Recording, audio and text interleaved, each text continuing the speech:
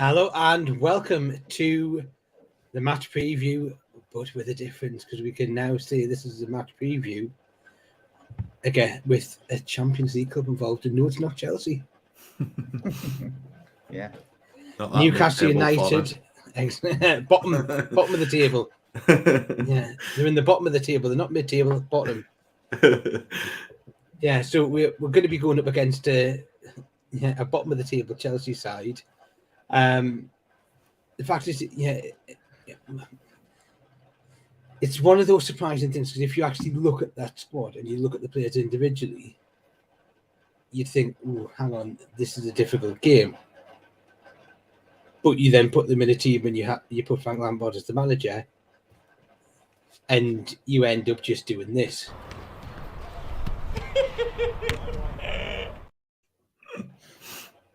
classic.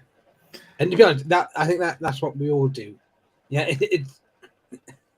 it's just the weirdest assembled group of footballers I think I might have ever seen. It's just an entire squad that's A, too big, and B, just doesn't make any sense. No balance. Then you put Frank Lampard in charge of it, and it's just like circus settings. Yeah, exactly. Black Mamba does make a good point. To truly be back in the Champions League again, it makes all the years of Ashley and all his years all worth going through. I agree. It was a lot of suffering, but it is I think it is all worth it. Yeah, when you had nights like you do, the fact that towards the end, rather than saying, "Look, let's go and win the game," it's just to say, "No, don't concede. Yeah, it's amazing to see that. Yeah, the hard work, and it's not a fluke because this run and these results that we've been going on has been since January last year when Eddie Howe would come in. So it's consistent form, and you look at that and you think, and that was before we'd brought in the likes of Isak and Nick Pope and Sven Botman. We've added to that since. Yeah, there's a part, and I'm going to say this with the Chelsea game, I don't really care who we play or what happens because we're forward. Nothing's really going to happen. I can't see Fulham beating Man U, so Man U takes third, we take fourth. Who cares? I said put the residents out, we'll still beat them. I'll be honest, until Eddie Howe's press conference today, I didn't know what time kickoff was or whether we were playing on Saturday or Sunday. That's how little I actually care almost about this game. And it's just a really great situation to be in, going, yeah, we're already in the Champions League. I don't even really have to care. And you know what? It's probably one of those ones on Sunday where you're probably like, I might not even watch that game. I might watch the other game just because I want to see if Everton go down. I think Sky have got all the relegation games, haven't they? So it's whether or not you've got. I'll probably watch the Chelsea Newcastle game on the street, but on my somewhere. BOQ box. Yeah. But just for old time's sake, because it's the last game. But I will have another TV with Sky on, and Well, I know they've put the Aston Villa, I think there's a Brighton game on, which I understand because I think Aston Villa's still going for Europe. So, that was the understandable one. There's no point putting, They could have put the Chelsea one on just for that comedy value. They did it last night, That game, Jesus Christ. I mean, I was at the pub last night at a pub quiz. So I was concentrating on the quiz, but the TV was on as well and I had the game on. And every time I looked up, I just started laughing. There was something ridiculous happening on the pitch. I mean, it was just brilliant. Yeah. Exactly. And you look at that and you think, look, this is a Man U side that didn't really have to do anything. They barely got out of second gear. They didn't need to. Callum Wilson's probably going, 2 goals. 2 goals, let me at them. Eddie, come on, let me at them. It's one of those things because you do look at it and you think, well, Felix, a good player, and you'd think that he'd probably be a threat, and he probably was one of the better players, in the team.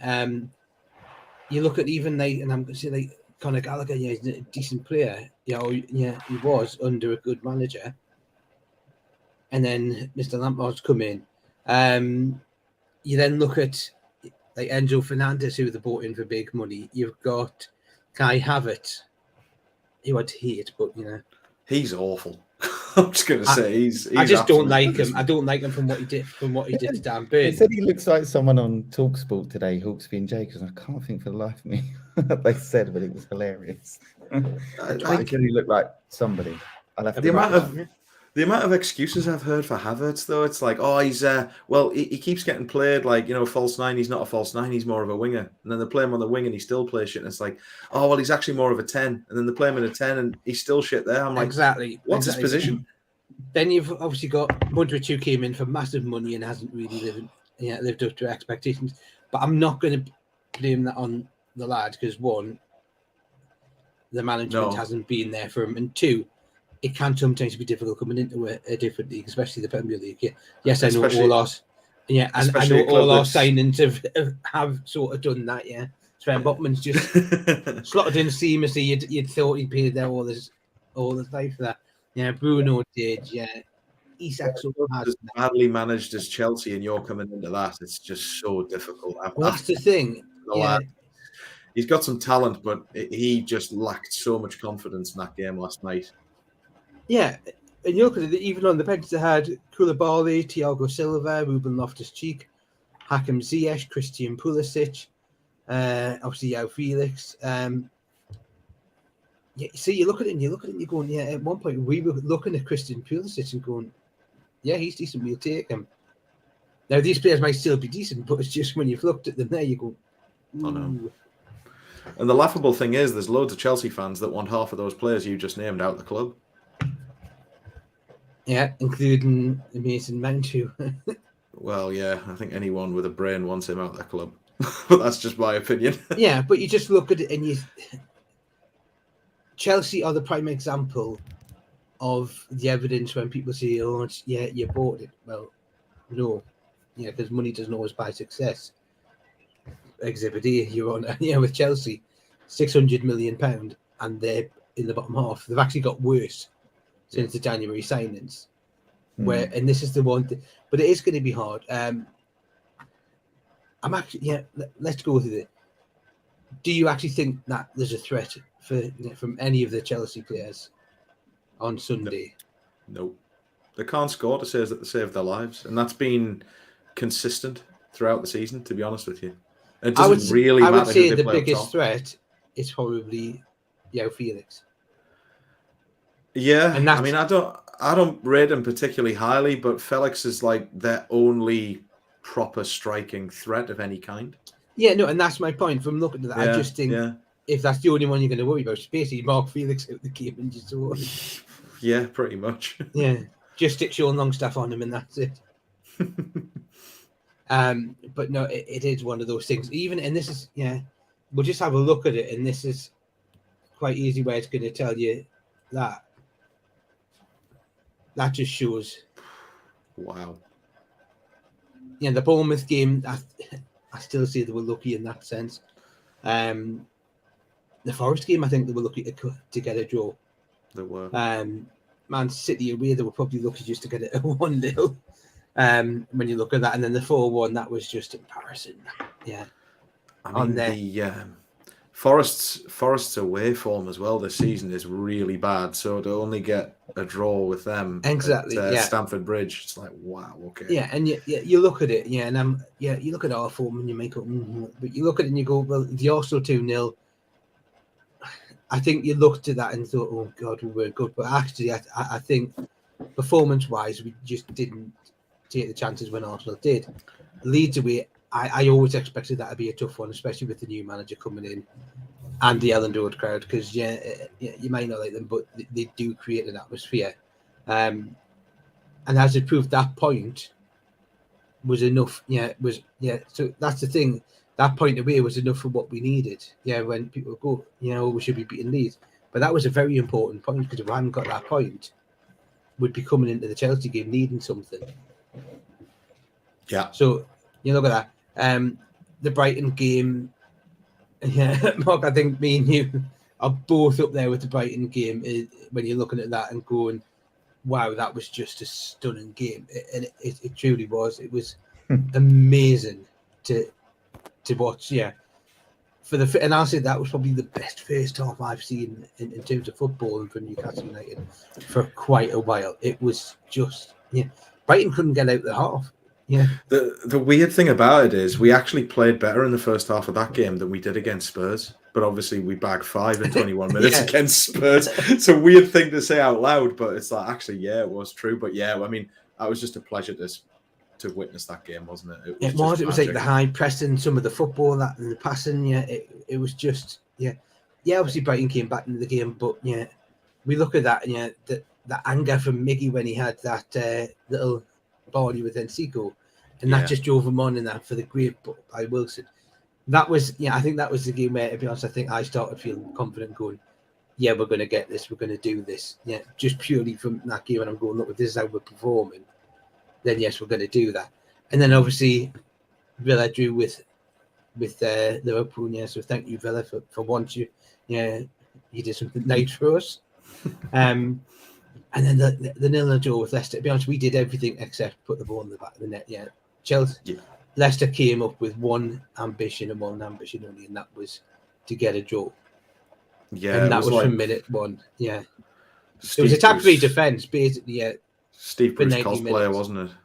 Actually, no, I think it was probably worse than Steve Bruce. It was absolutely appalling. It was, when you look at that. But, I actually think it might, the Chelsea game might be a one where Eddie Howe can actually say to the players, look, there's a little bit of freedom. Do you know, like the Burnley game where we were safe, so we didn't really have anything to really go with, and that was, which secured the top 10. It was just like, look, just go and do what you want, lad. I just think it's that sort of one where you've got that freedom. I would love at some point to have game time for. Let's chuck Harrison Ashby on. Let's chuck. I want to see some of these lads, and if not Miley, now, when? I actually think you need to give Lewis Miley a run out. The fact that you kept him from going to, I think it's the Euro 20 Championships or something like that for England. The fact that you kept him in the squad, it's like, come on, give him a run out against Chelsea. It's the last game of the season. Nothing's going to be for it. Give the lad a run out. You never know. He might actually impress and score a goal. Harrison Ashby, and then you look at that. There's a chance to give some players a rest. Matt Tarr could start him. Give Big Dan Burn a rest.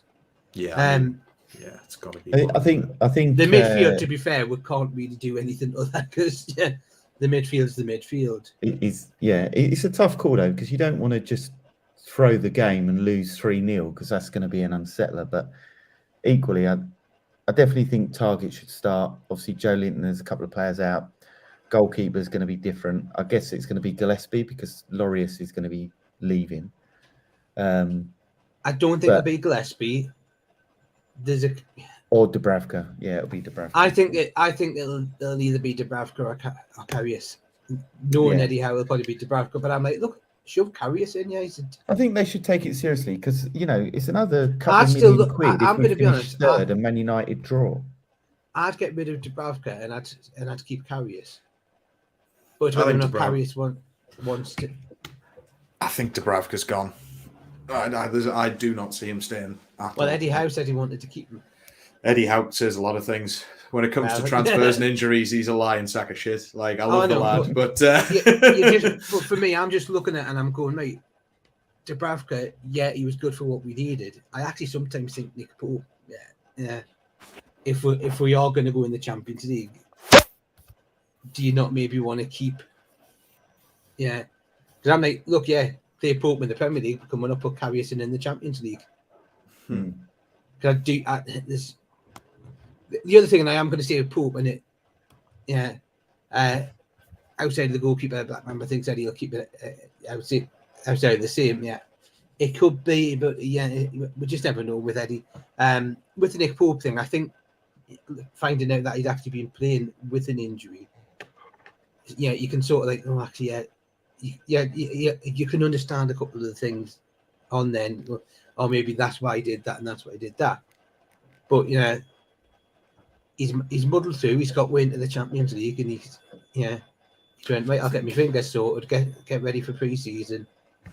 I'm pretty sure Eddie confirmed he's actually suffered multiple dislocations of fingers this season. Yeah, I was like, wow. He did I was say like, that, that is something to have gone through. The thing is that they just strap them up and inject them. It's not like a broken leg, is it? And obviously that for me is just a pain thing rather than anything else. And can I also say with Nick Pope, he didn't have to do anything for 90 minutes, but right towards the end, he pulled out a cracking save to keep away from the work. Otherwise, this game would have been very different, wouldn't it? It also kind of explains why Nick Pope makes so many great saves with his legs. But that's the thing. He was great. Who was it? Who was it? No, it was Shea Given, wasn't it? When he was saying sometimes he'll, like with the Ivan Toney one, he didn't move in that, and then he tries to get himself so that if he can't get it with his hands, he can use his lankiness, you will put it, to use his legs in that. And it's been decent. Like I said, we'll go over this when we have end of season podcasts and that. But honestly, it's like, I'm at the point where I'm like, I don't really care who Eddie Howe chooses on Sunday. It's like, play your sons if you want, Eddie. I'm not. Well, did you see Joe Linton's son running around? Jesus, he's pretty decent. I thought Mickey's little, lad. Everyone was singing Mickey Almiron, I was singing Little Almiron. Actually, no, can we put Jamie Rubin in the midfield because he. Who's the one who's got the ACL injury? Was that Rubin or was that? No, that was Yasser. Yasser. And I'm going to say, how the hell has he got an ASL injury? Come on, getting out of a Learjet or something. Christ. Well, no, he plays golf. He might do tennis. There might be like a PIF sort of like football league. Going. Yeah. You have it someplace at the five-a-side court or something like that. You don't know, but tough life, really tough. You just look at that. There's a part of it where I'm like, look, shove Anthony Gordon on. I know that's a sore point for Mark, but to be honest, Mark, I mean, if there's a game I don't mind him playing in, it'd be this one. The lad needs chances. I think we're all in agreement that him getting a full pre-season under Eddie Howe's tutelage can only be a good thing for him, and then we'll know. That's the thing.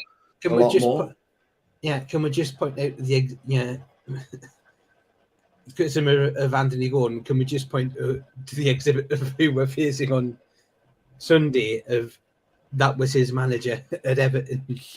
Exactly. That's what Frank Lampard does to play. I think there's a talent there. I think there's a player there. Because I don't. The confidence is born out of every other player that we've signed. We haven't really signed a dud player under Dan Ashworth and Eddie Howe and that. So you're looking and going, it takes time, but it does. Mickey, look, it took him time. It took Jacob Murphy time to improve. There's lots of players that show Longstaff. When you look at that, there's not a player that Eddie Howe hasn't improved in that. So you just got to look at that. That's kind of what I'm clinging on to because even before we were linked with him, I don't understand what the fuss is with Anthony Gordon. I don't see what everyone else seems to see. So I'm clinging to this idea that, well, all our other signings have been so good. Surely we haven't effed up one that's cost us 45 million quid. So that's kind of what I'm hoping, and hopefully it comes good next season. But you've got to look at that.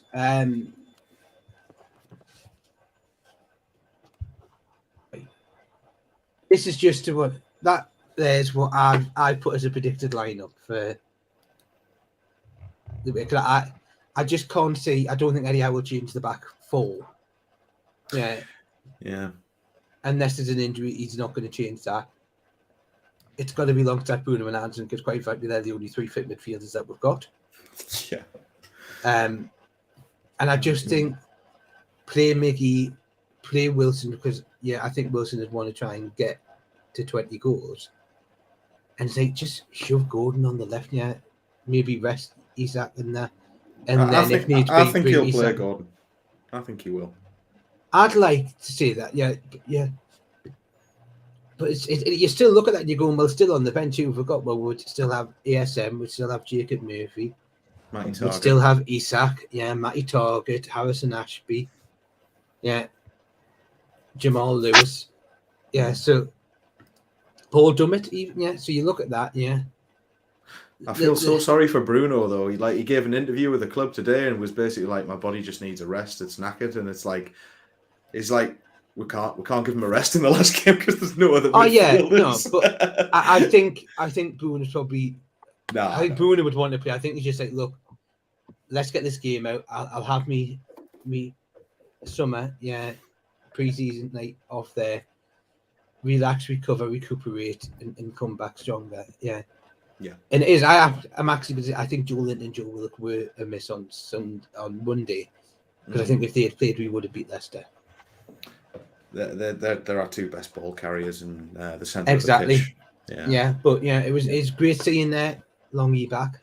Yes, absolutely. Yeah, great. And I said to give Anderson a run out, and I actually thought he had a decent performance. For a young lad, and I actually think there's probably going to be a lot more we'll see from him next season.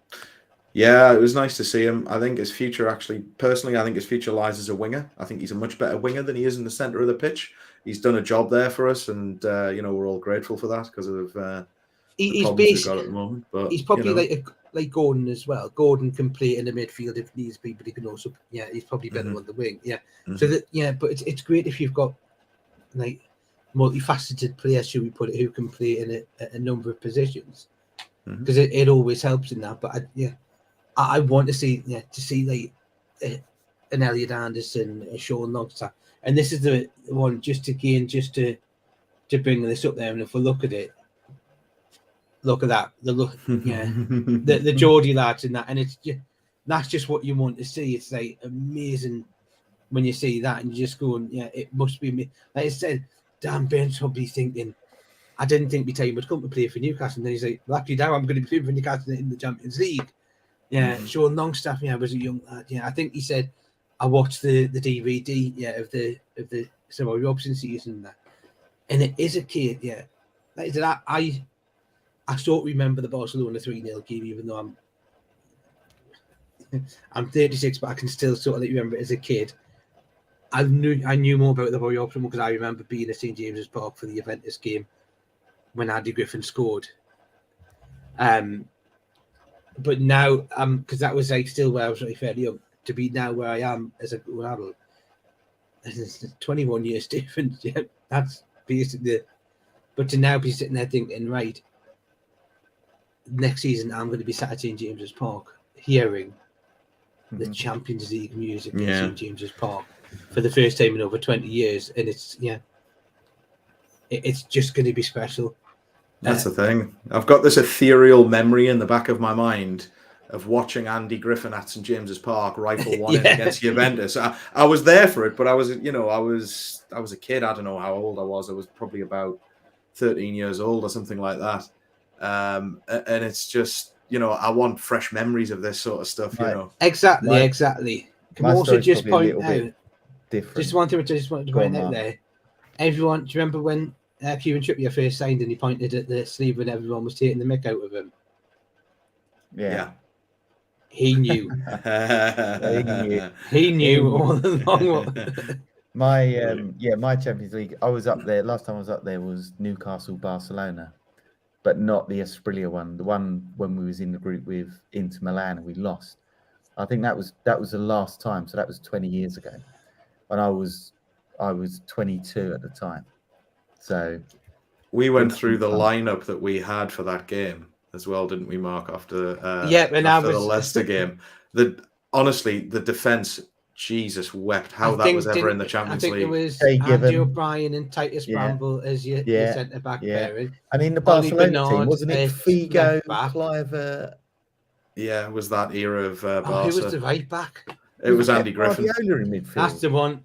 Andy Griffin. Yeah, Guardiola might still have been there at that time. I'm not sure. Yeah, he might have played. I don't know actually, because didn't he want? It was Vita Bayer in goal. Actually, no. I think Guardiola was a player because I'm sure he wanted Bobby Robson to sign him for Newcastle as a player. Yeah. I mean, Which Things is, could have been so much different. how the hell Titus Bramble and Andy O'Brien ever played games together in the Champions League is absolutely And beyond then me. I But that think was just the strength of Bobby Robson. And then, if I wasn't remember, was it Nobby Solano on the right wing, Yeah. Robert Je- on the left, it? Jennison Jennison Dyer Dyer in the middle. and then Bellamy Yeah. and Shearer up front. and that's it. Yeah. 100%. With- Subs that came on were Shola, of course. I think was Gillespie and- playing, or was that? No, that was the the 90s. SBA one. Yeah, Right. the other substitute to make an appearance was great song, but not that great a player in the end for us was Hugo Viana. That's it. That's it. It is. You look at that, but then you also, to be honest, still the Tino hat trick, the Tino Barcelona game, that Filth. was like. Filth. But those nights are going to be coming back. Yeah, when you just look at that, and look, Possibly even the that. business, yeah, look at that. Yeah, Oh, class. fast and I was- finish. Yeah, when you look That at that. Barca 3-2 as well was possibly Keith Gillespie's best game in a black and white shirt as well. It was up there anyway. It was up there. Yeah, and you look They've at released one the thing group which I just stages as well, haven't they? one thing which I just wanted to obviously mention, from the Monday night just quickly, is yes. how good, War Flags were. That was just stunning, and I love that. Yeah, hard work pays off, dreams come true, bad times don't last, but legends do. Yeah. And that the mural, that's just that. I mean, can I have that as like a picture and just frame it and put it on my wall or something like that? It was just amazing. It was unbelievable seeing the pictures of that after the game because I was obviously underneath that surfer flag at the time, and you sort of watch it go up above your head, and you go, I don't know what this is, but it looks bloody impressive. And then you saw the pictures of it, you're like, wow. Well, that's the thing. Like we were, myself and when we were waving like the flags and the galley, and I'm going. Well, I can see what the leaser stand was, which was cracking. I loved the old Newcastle United badge design. It was just like well done. And then obviously ours was like the new badge cresting on it. I just think look, they smashed out with the park. They did it against Arsenal and they've done it against Leicester. And I'm like, I can't wait to see what you've got planned for Champions League nights because it's gonna be special. Yeah. So you are looking at that. So I'm voting for pot 1, Barcelona away. Pot 2, Porto away. Pot 3, Zagreb away. And then pot 4, us. If we get Zagreb, no, see, I went Croatia because that is magic. But we could go for an easy one. So Feyenoord in pot 1 is probably the easiest. I'm just thinking of holidays, Mark. I'm not thinking about easy. Well, Feyenoord in Holland, you I can want a nice stop holiday. off in Amsterdam. Get yourself to Holland, and Exactly. nice Porto. I wouldn't mind Porto. They're not a bad team, but they're not really good. It'd be a good challenge for us, because they're probably on a par with us, to be honest. Exactly, and then you look at that, and I was going, which I actually googled, was Krevner Zvezda, which I think is a Serbian team in Belgrade. All right, nice part of the world. Well, exactly. So you look at that and you go, well, there you go, easy enough done, Yeah. So you could go the other way with it and go again. Well, that's the thing. We're not going to face any of the English sides. So the fact is, in pot 1, these are guaranteed teams that we've got so far. It's Barcelona, Napoli, Dortmund. To be honest, Dortmund would be the dream one. I want to go to a game there so bad. Yeah, PSG. Yeah. See, I was thinking PSG because it's just like, look, just get the LNER down to King's Cross, hot over to the St. Pancras on the Eurostar. You're into Paris. There you go, done. Easy for me. Yeah, for those down London, but even though, you don't need to fly. Yeah, be the same as coming to a home game. Yeah, it's that. And then you look in pot 2. Yeah, Bayern Munich, Real Madrid, Atletico Madrid, RB Leipzig, Porto. Yeah, Inter Milan. Really good teams. Well, Inter Milan's not confirmed yet. You've got Lazio, Salzburg, and the Belgrade team. Shakhtar Donetsk, Dynamo Zagreb, Rangers. There's a part of as well. I wouldn't mind having Rangers. I just think you imagine. Well, I No, was going to come say, before you could sort of go the other way with it and go, piss up on a trip to Celtic or Rangers or something, It Well, no, but you're depends thinking on your perspective. atmosphere-wise. Yeah. Cracking atmosphere. Yeah. Can we just be clear? Whether we get tickets or not, we're going, aren't we? Depending on where it is, yeah. If you're paying, then fine. Whether I've got a ticket or not, I am going. But you look at that and you Especially just some of think, those. I just look at it and I'm going, Rangers for me, and I just wanted, because I remember watching their Europa League run when they got to the final, and that stadium in terms of atmosphere was bouncing, and you just like, I'd love to, imagine being in those. Yeah, there's like some special stations where you want to be there on a European night because it just, How do you think they'll do the tickets though? Will it be like standard away ticket procedure, or do you think it'll be season home? No, I think it'll be. That's I don't think there's going to be any chance. Yeah, I don't think there's going to be any chance of getting tickets. That's hopefully this electronic ticket thing will snub out all of that shit that's going on, because I don't agree with it at all. No, but the other thing obviously which the club's looking at is, and I know this is for season ticket holders, is putting into a pot, where you can sign up to automatically register for, like, so if you get a home game in the cup, you automatically get your ticket. They'll just take the money out like the direct debit the next one, and I'm just thinking that's so good because it saves me having to wake up at like 9 o'clock to get into a queue and for the home games in Newcastle. 100%. Exactly. Yeah, when you look at that, we're going to be guaranteed 3 Champions League games. Yeah. And I'm like, look, yes, we want to finish in the top 2, but if not, let's aim for 3rd. Then we fall into Europa League anyway, and then that's another. The teams in Europa League now are, bloody hell, Juventus, Liverpool, massive teams in there. Massive teams. And plus, if we won the Europa League, we'll win the Europa League, we'll then get back in the Champions League. So, yeah. I mean, I think our goal really for the Champions League next season, let's be honest, it's just compete a bit, don't disgrace ourselves. Just enjoy it. Exactly, have fun. I think as long as we don't finish bottom of the group, I'm happy with that. Yeah. But it's just one of those things. But I can't wait for the draw. That's the one thing. Just say, I can't believe we have to wait so bloody long. Yeah. Well, to be fair, the wait for the draw is probably going to be just as long as the draw itself, because Christ, they know how to milk that. Oh, I know. But it's a shame they don't do it earlier, because then you could sort out your plans and stuff for travel and blah, blah. And I think the problem is they've got to do like the qualifiers for some ones to get into it, and it's you just say whatever. Luckily, just to point down that we are in the group stage. There's no so we don't have to go, because it used to be top 3 straight in, 4th place qualify. It's now not.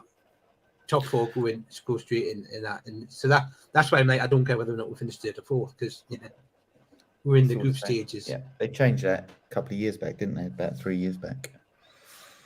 Exactly, but it's just one of those ones. But we are going to need a bigger squad, and that's something we can look at at a later date. But it's let's go down to Chelsea and absolutely tank them and sign the season off with a hilarious but cracking finish.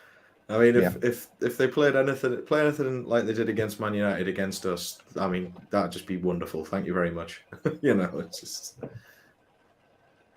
But I just noticed the latest comment there from Black Mamba as well, which is just I thought it was quite good, and it just seeing those teams listed in a comment like that, it's just like I still have to pinch myself and realize this is real. It's just mental that we're talking about.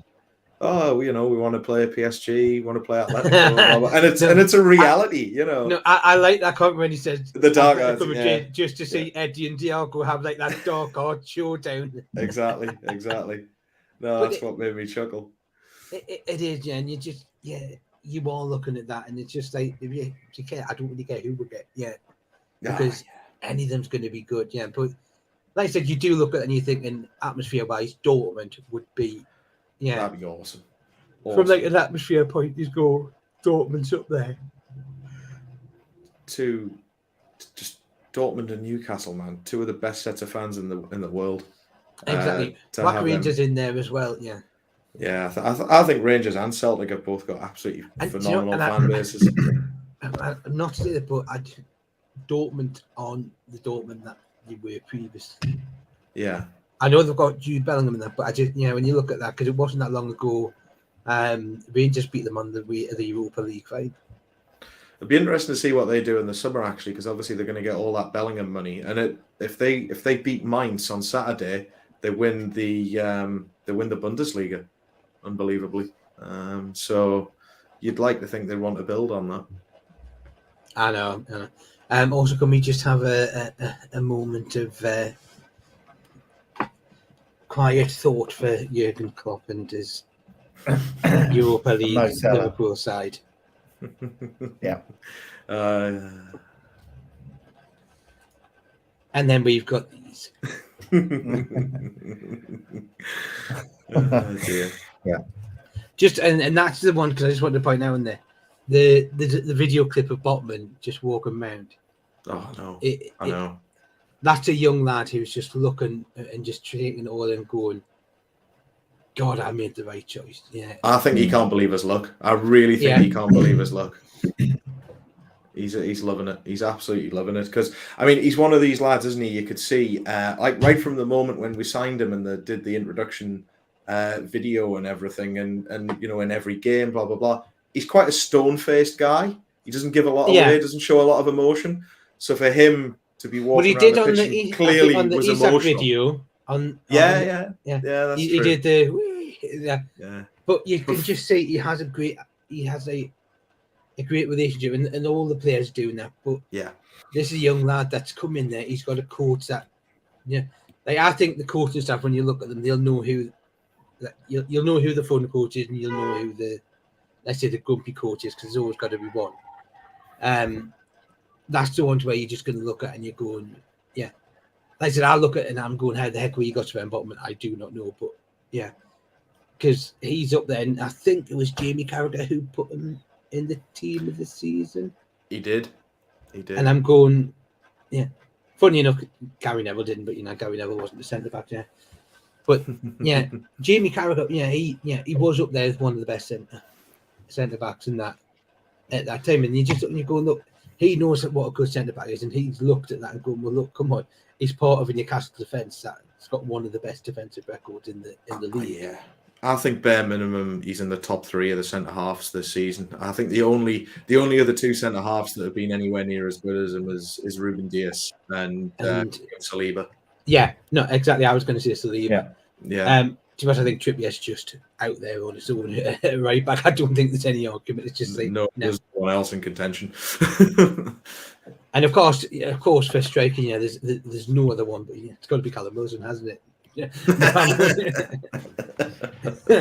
No, I think there's a certain Norwegian that just pips him to that. But it's the fact that you're looking at that. And there's so many different varieties. People put Bruno in the team of the season. People are putting.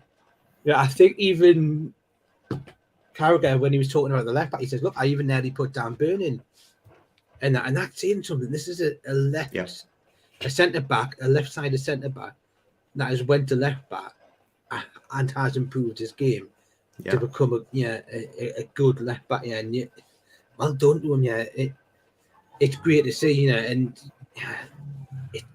it's just amazing. Like I said, I have also checked out. I am in the big photo at the end, so I think that's who they were looking out for. But you can just see it, It's also like the friendliness, like Yassir, coming in, hugging Eddie. How do I get there? There we are. That's me and you, Mark. Circled in the yellow. It is just it's a family. And it's like one of those ones. The only annoying thing, which is like I said, because I'm now in the Gallagher, it's one of the last areas for them to do the walk around. So like the people up in the leads, they're like, right, I can settle 5 minutes before you, because they've done this, they're not coming back. I mean, Max and I were there for so long after the game, just soaking it all in. Yeah, you we just were up wanted at the to like same sit end, there, and you just yeah. and we were leaving, and I was like, I said to Max, I said, it feels wrong to leave because I'm not going to be here again for a while. And then I realised who I was talking to, a poor lad who has to travel all the way over from Sweden if he wants to see a game. And I was like, yeah, all right, I'll shut up. Yeah, but come on, he picked the 4-1 at Brighton in the game that secured the Champions League United. Exactly. I will say Isak Net didn't score neither of them, but well, we can't have everything, in that sense. But can we just a message to all the Evertonians and Liverpoolians who hate us. It's just this one message.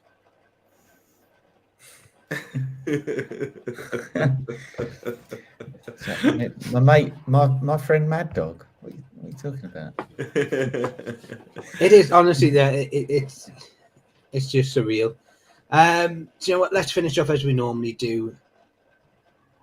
We'll go with you, Doug, and what's your match prediction? Well, I've been doing a bit of research. So for the last 4 years, it's been a goal or goals to nothing result all the way back to October 2019. So flipping between the two. But all the way back to 2019, a few years. But history's there for changing. So I'm going to go 3-1 Newcastle. I'm not going to say scorers, but I think 3-1 Newcastle. So I think it'll be 2-0, 2-1, 3-1, game over. So 3-1 is my prediction. I'd settle for that. And Mark? I was gonna say 1-0, so I'm just gonna stick to it. 1-0 Newcastle. That's a good saying that, Mark. It's been 1-0 Newcastle, 1-0 Chelsea, 1-0 Newcastle, 1-0 Chelsea for the last 4 years. So we'll see. The bookie's favourite. It's a weird one to predict, isn't it? Because like we were discussing earlier, we just don't know what the lineup's going to be. I realise that's an evergreen statement for Chelsea because they've got about 56 players.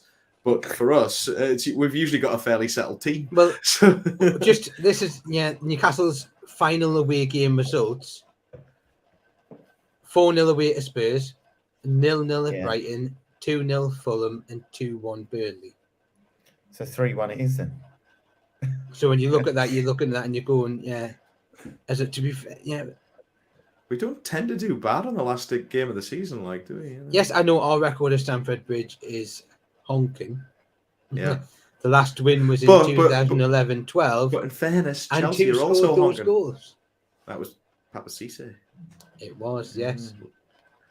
With his unbelievable... But also, if my memory serves me correct, we are unbeaten in London this season. Yes, apart from the cup final, but we don't mention that.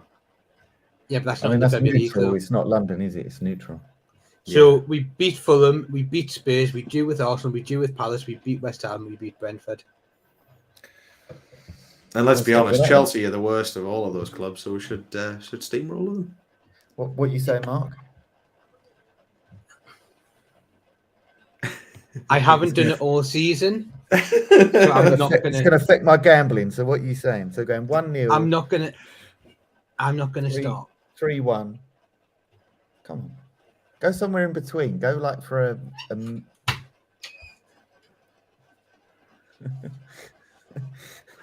He's not going to do it. No, fine. So 3-1, 1-0. Right. Okay. Fine. I've got my bets. I've got them. I'm ready. I'm gonna Ivan Toney it.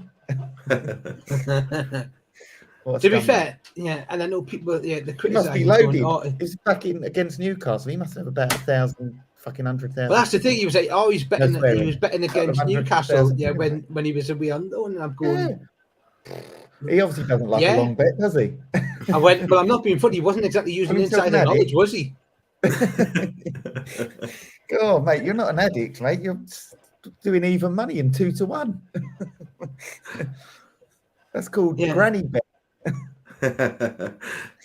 But it's just one of those ones, But and I'm sure I think this has been pointed out before, but the initials of Ivan I think it's Ivan Benjamin, from the beginning with the name Tony. It basically his initial spell, I bet. Oh, Destined. right. It's frustrating because I tell you what, he's a cracking player. And if he hadn't been banned, it probably would have been the one I'd have been looking at. Yeah.